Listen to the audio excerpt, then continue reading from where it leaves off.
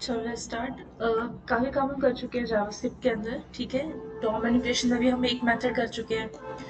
बाकी सारे methods apply करने के लिए आपको कुछ ना कुछ नॉलेज पहले होनी चाहिए, सच एज एरेज, इंडेक्सेस। इन चीज़ों की नॉलेज आपको पहले होनी चाहिए, फिर आप ये बाकी मेथड्स को अप्लाई कर सकोगे। बिकॉज अभी हमारा एक प्रोजेक्ट जो है ऑलरेडी बन चुका है। Now we should move on to our second project और मोर कंसेप्ट इन जावास्क्रिप्ट, ठीक है। सो जावास्क्रिप्ट के अंदर एरे बेसिकली क्या होते हैं, let's understand first of all. आपको वेरिएबल्स पता है। वेरिएबल्स की प्रॉपर्टी, तीन तरीके के वेरिएबल्स होते हैं जावास्क्रिप्ट के अंदर। लैर, वैर, लेट, कॉन्स्ट। तीन तरीके के बेसिकली आप वेरिएबल्स बना सकते हो। Wait a minute. ये जो वेरिएबल्स आप बना रहे होते हो using let, var and const, आपको पता है कि अगर मैं a इज इक्वल्स टू 10 कर सकती हूँ, तो सिमिलरली यहाँ पे वो कंसेप्ट है। लेकिन अगर मैं a इज इक्वल्स टू 10, 20 करूँ तो ये पॉसिबल नहीं है। कहने का मतलब होता है that one variable can hold only single value, ठीक है जी। अगर आप कहो a के अंदर मैं 10 भी डाल दूँ और मैं 20 भी डाल दूँ, ये दोनों वैल्यूज a के अंदर जाए, तो फिर ऐसा पॉसिबल नहीं है। बात समझ में आई? ऐसा पॉसिबल नहीं है। तो कहते हैं व्हाट इफ कि यू पीपल नीड कि आप एक ही वेरिएबल में बहुत ज्यादा वैल्यूज को डाल सको, विच मीन्स अगर सपोज आपने क्या किया, आपने एक क्विज बनाया, तो क्विज के लिए आपको क्या करना पड़ता है, फॉर एवरी राइट आंसर, अगर आपके पास कोई ना कोई राइट आंसर होगा, हर बार आपको राइट आंसर वेरिएबल में चेंज करना पड़ेगा। व्हाट इफ मैं क्या करूं, मैं राइट आंसर का एक वेरिएबल बनाऊं और उसके अंदर सारे राइट आंसर्स ऑलरेडी यहाँ पे क्या करवा दूं, स्टोर करवा दूं। For example in case if you guys remember, मैंने आपको कहा था एक प्रोग्राम करने के लिए जहाँ पे हमने किसी एम्प्लॉय की 6 मंथ की सैलरी लेनी थी, और सैलरी का हमने क्या करना था, टोटल करना था। 6 मंथ की सैलरी मतलब जन, Feb, March, April, May, June and जुलाई। चार पाँच, चार पाँच हुई छः, सॉरी, जून तक की सैलरी है। तो अगर मैं यहाँ पे, वेट अ मिनट, अगर मैं सारी सैलरी को ऐड कर दूं, 6 वेरिएबल लगे यहाँ पे, ऐड करके मुझे इसका टोटल दिखाना है, तो मैं इसको किस में डालूंगी, एक टोटल सैलरी वेरिएबल में डालूंगी। तो टोटल वेरिएबल कितने होंगे, 7 वेरिएबल हो गए।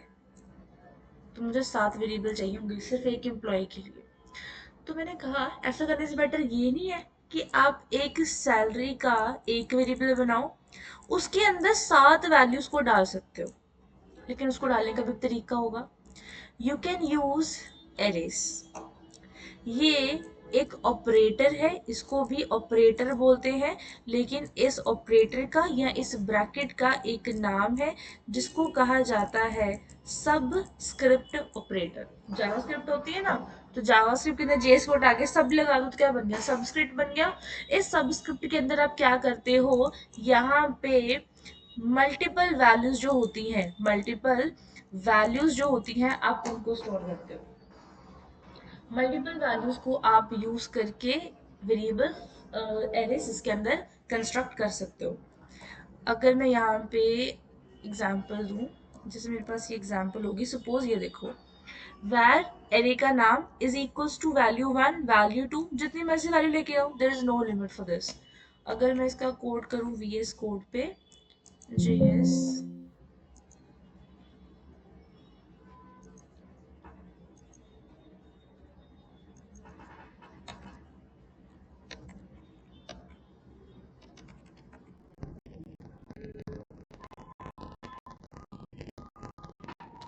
Seven dot HTML,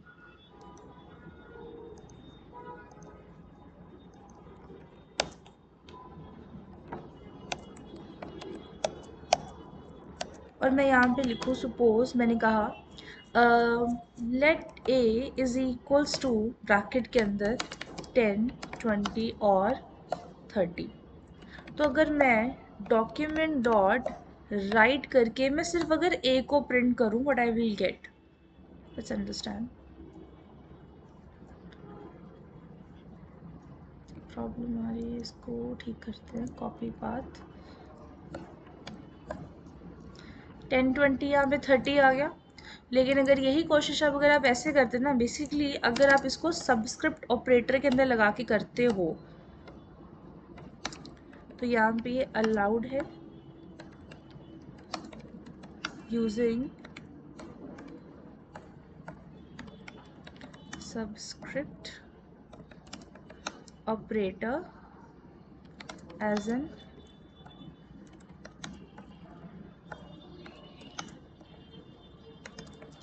to store multiple values. Done. अगर आपने कुछ ऐसा किया 10, 20, 10, 20 और अगर आपने इसे 30 करके स्टोर करा दिया ना, रुको मैं लेट को यहाँ से हटा देती हूँ, तो ये आपका काम गलत हो जाएगा। ये आपको कभी भी नहीं करना। रुको मैं अगर आपको ये करके भी बता दूँ, मैं आपको बता देती हूँ कि प्लीज़ ऐसा लॉजिक मत करना बिकॉज उसकी कोई सेंस नहीं बनेगी। क्या आ गया? 80 आ गया। 80, 90, 80। रुको मैं इसके अंदर इसको वैल्यू को चेंज कर देती हूँ, फिर मैं दोबारा प्रिंट करती हूँ। तो अब क्या आंसर आ रहा है? 80। हमें क्या चाहिए? 80, 90, 880। लेकिन ये लॉजिक आएगा नहीं बिकॉज वो करंट वैल्यू उठा रहा है। हमें क्या करना होगा? सबस्क्रिप्ट ऑपरेटर यानी कि एरे को यूज़ करना होगा। अब सपोज अगर यही किसी स्टूडेंट के या किसी एम्प्लॉय की सैलरी होती, तो सपोज ये उसकी जनवरी की सैलरी है, ये उसकी फेब की सैलरी है, ये उसकी मार्च महीने की सैलरी है। डन। सैलरी ओके, ए नहीं प्रिंट करवाना, यहाँ पे सैलरी प्रिंट करवाना। यहाँ पे होगी उसकी सैलरी सारी की सारी प्रिंट।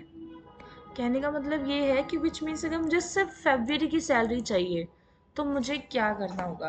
अब यहाँ पे बात हम करते हैं ऑफ इंडेक्स।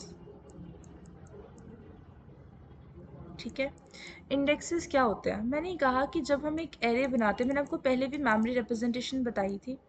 मैंने कहा कि जब हम एक एरे बना रहे हैं, कोई वेरिएबल बना रहे हैं मेमोरी में, तो वो मेमोरी में क्या करता है? कुछ स्पेस ले लेता है। ए ने भी कोई ना कुछ स्पेस ली होगी। अब अगर मैंने सैलरी को स्टोर करा है तो सैलरी ने भी थोड़ी सी स्पेस ली होगी। फ़र्क सिर्फ इतना है, पहले ए के अंदर एक वैल्यू थी, अभी सैलरी नाम के वेरिएबल के अंदर टोटल मिला के 3 वैल्यूज़ हैं। तो मैंने कहा कि सैलरी के लिए जो स्पेस बनी है, सैलरी के लिए जो स्पेस बनी है वो बनी होगी आपके पास 3 वैल्यू को स्टोर करने के लिए।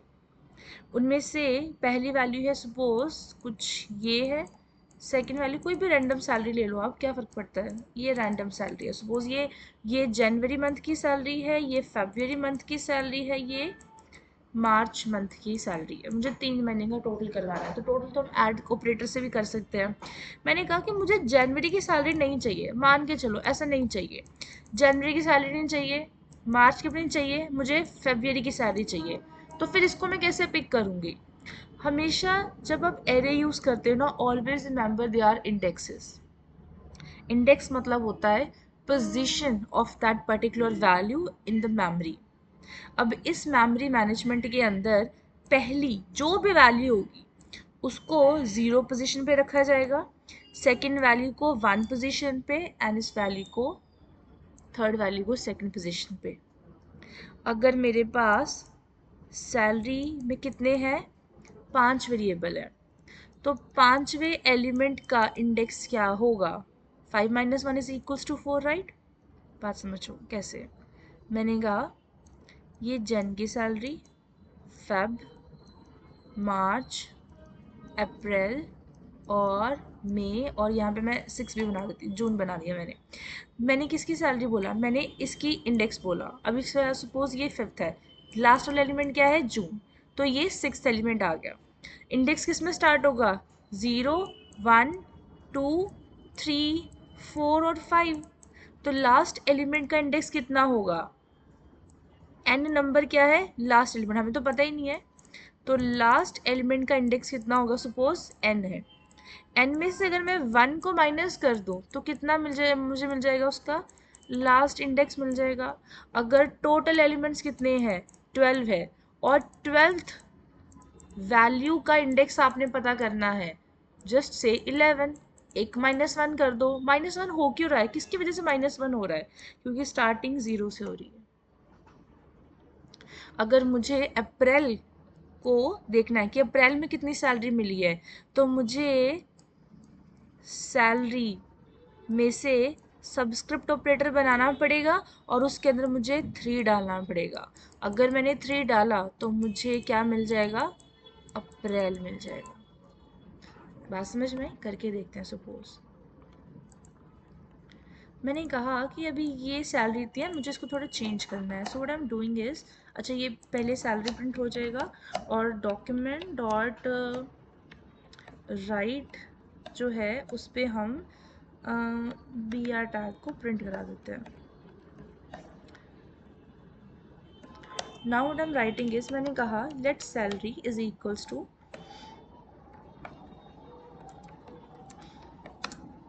Just initialization, basically just random ही है ये। और मैंने कहा सैलरी का जो फर्स्ट इंडेक्स होगा उसकी वैल्यू कितनी है? अभी पहले ये वाली सारी सैलरी प्रिंट होगी, तो अब मैं उसका इंडेक्स चेंज कर देती हूँ।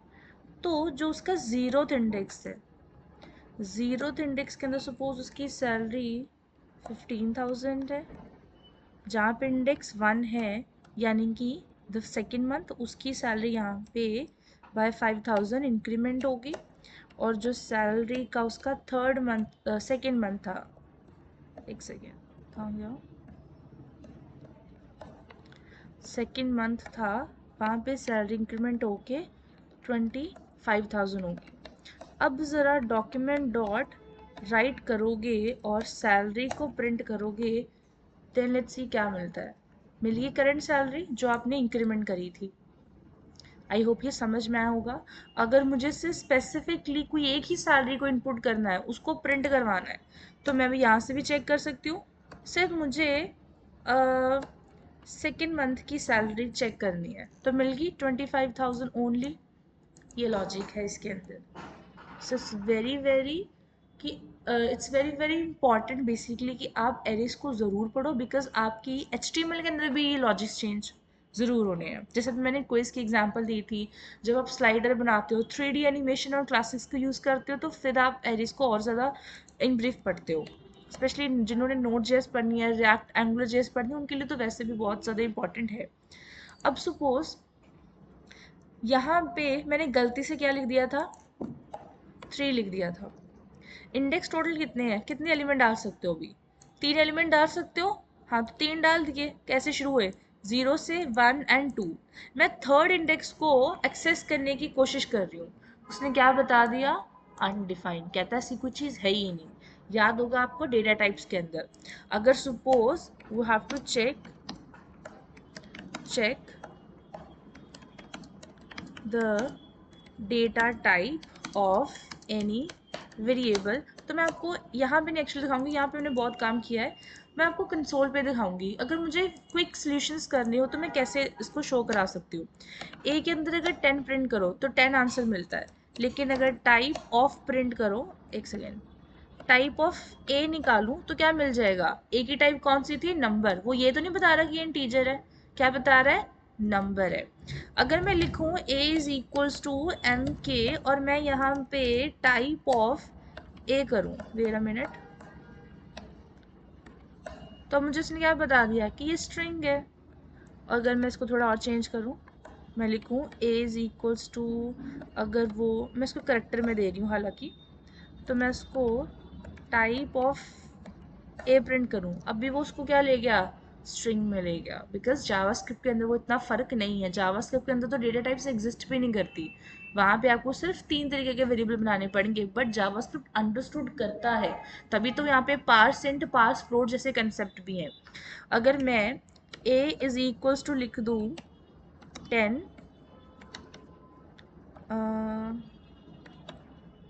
भी लिख दो स्टूडियो और 78.09 मैं ऐसा एलिमेंट लिखूँ। उसने क्या बता दिया कितने एलिमेंट स्टोर है, 3 एलिमेंट स्टोर है। उसने इंडेक्स करके बता दिया टोटल लेंथ कितनी आई है, 3 आई है। तो प्रोटोटाइप उसने क्या बता दिया कि ये एक एरे है।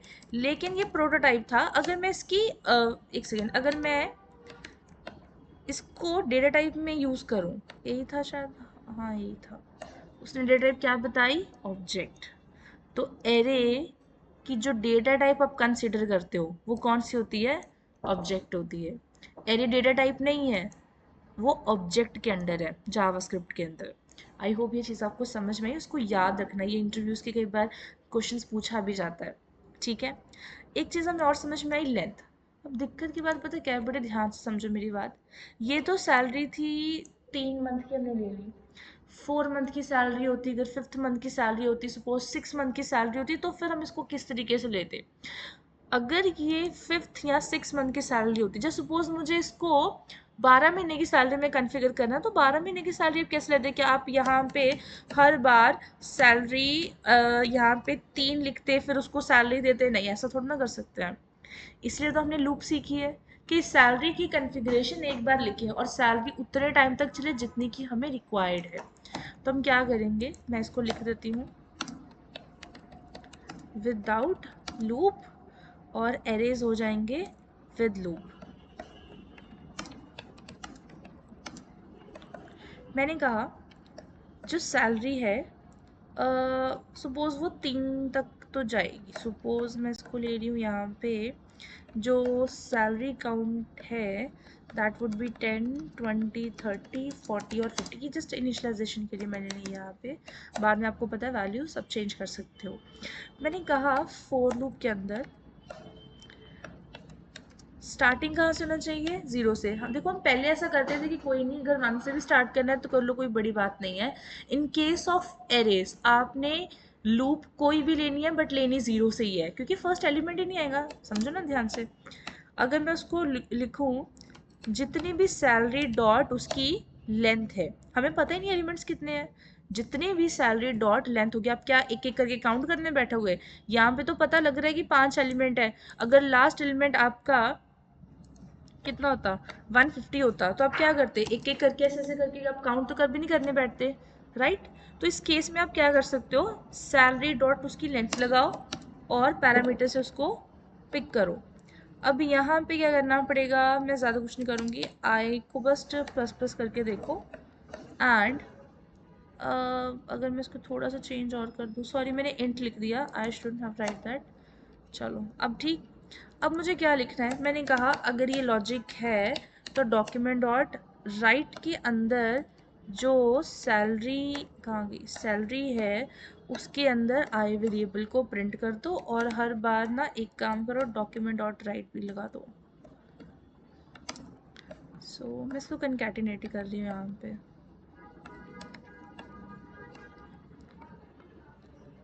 आगे यहाँ पे सैलरी ये 100 क्यों आई, क्योंकि मैंने लास्ट पे 100 लिखी हुई है। बात समझ में आ गया, कोई डाउट है इसके अंदर तो प्लीज़ बताओ, एनीवन।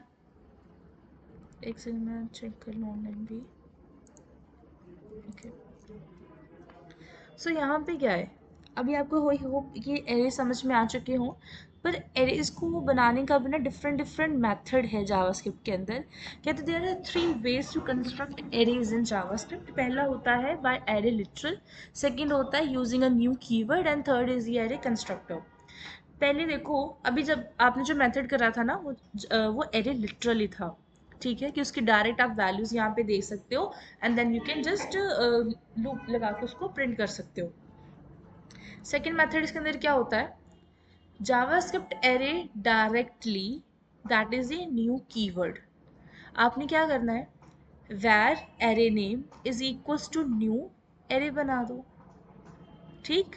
जो भी आप एरे लेना चाहते हो, एरे मेथड है बेसिकली, ARRAY, उसके आगे जो ब्रैकेट लगी हुई है एरे मेथड है, उसको फंक्शन बोल सकते हो। कहते हैं the new keyword is used to create instance of an array, which means आपने एरे बनाना है, आपको पता नहीं है एरे का साइज कितना है, क्या लॉजिक है, तो आप क्या करोगे, क्या कर सकते हो आप, मेमोरी में तो स्टोर कराना ना सबसे पहले उसको।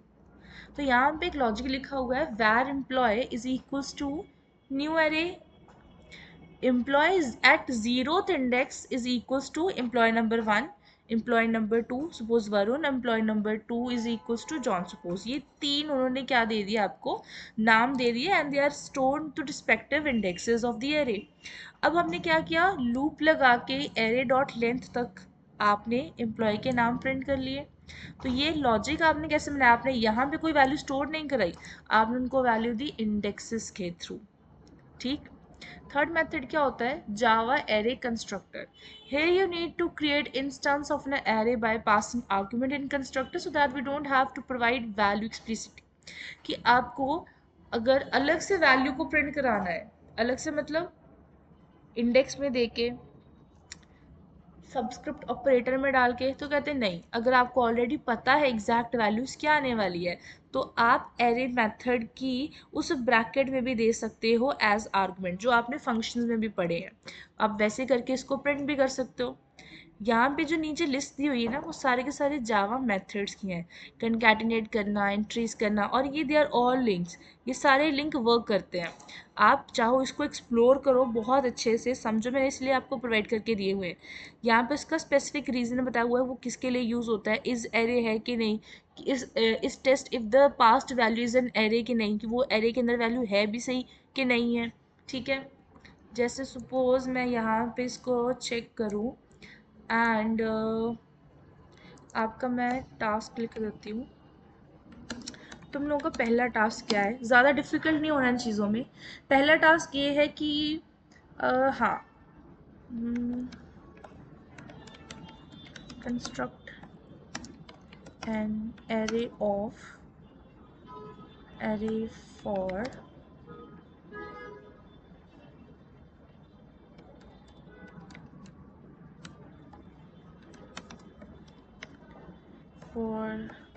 students marks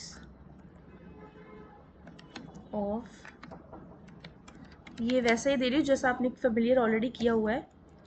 ठीक है, 5 subjects and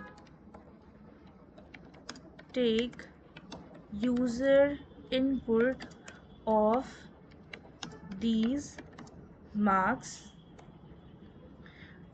यानी कि आपने ऐसा नहीं करना कि मार्क्स का वेरिएबल बना दिया और यहाँ पे 53 स्टोर करा दिया, 70 स्टोर करा दिया, 80 स्टोर करा दिया, ऐसा कुछ नहीं करना। आपने यूज़र से पूछना है कि enter your marks in English, तो वो एरे में स्टोर होना चाहिए। परसेंट याद है ना, लूप के अंदर ही बार बार लगेगा वो लॉजिक, ये आपने करना है। ठीक है, end user input of these marks and print the total accordingly. ठीक है, देन आपका टास्क नंबर 2 क्या है, construct an array for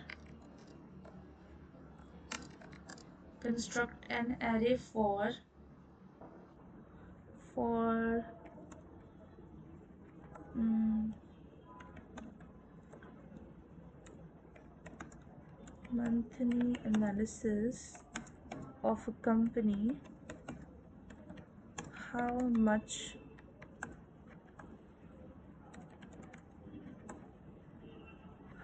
profit they have gained। आपने एक कंपनी के लिए मंथली एनालिसिस करना है, how much profit that they have gained. बात समझ में आ गई, ये जावास्क्रिप्ट का कोड आपने बनाना है। पहले आप क्या करो, पहले आप सिर्फ ये सिंपल वाला कर लो। ठीक है, उसके बाद ये थोड़ा सा टफ लगेगा जिसको आप ये वाला कर सकते हो, पहले दूसरा वाला करना है, फिर टास्क 2 उसके बाद करना है। ठीक है जी, इतना टफ है नहीं ये, मंथली एनालिसिस बड़ी इजीली, मंथली रिपोर्ट बड़ी इजीली बन जाती है। ठीक है, ये सेकंड प्रोजेक्ट आपने करना है। ठीक है, किसी चीज़ का डाउट है तो प्लीज़ बता दो। No, okay.